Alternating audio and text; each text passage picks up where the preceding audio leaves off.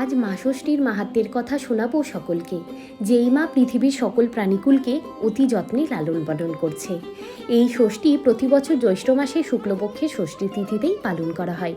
সে এক কালের কথা, এক ব্রাহ্মণীর 3 ছেলে আর বউ ছিল।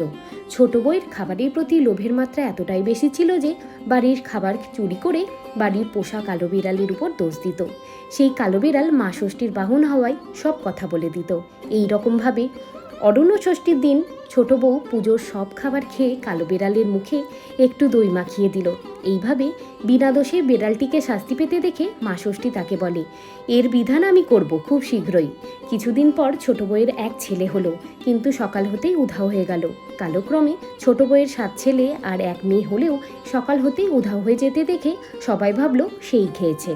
এই অপবাদ মানতে না পেরে সে বাড়ি থেকে বেরিয়ে জঙ্গলে গিয়ে মা ষষ্ঠীকে বলতে লাগলো, কী জন্য এমন হলো মা আমার? মা ষষ্ঠী নিজের আসল রূপে দেখা দিয়ে বলে, তুই নিজের পাপের শাস্তি নিজেই ভোগ করছিস। এখন তুই সব ফিরে পাবি যদি পথের ধারের মরা বেড়াল নিয়ে এসে তার গায়ে দই ঢেলে জিভ দিয়ে চেটে হাঁড়িতে তুলতে পারিস। তো তাই করে সে আর সব ফিরে পেল। সেই থেকে এই অরণ্য ষষ্ঠীর মাহাত্ম্য দিকে দিকে ছড়িয়ে গেল। এই ষষ্ঠীকে জামাই ষষ্ঠী বা ষষ্ঠী বাটাও বলা হয়। এই ব্রত মায়েরা তাদের সন্তানদের মঙ্গল কামনায় করে থাকে।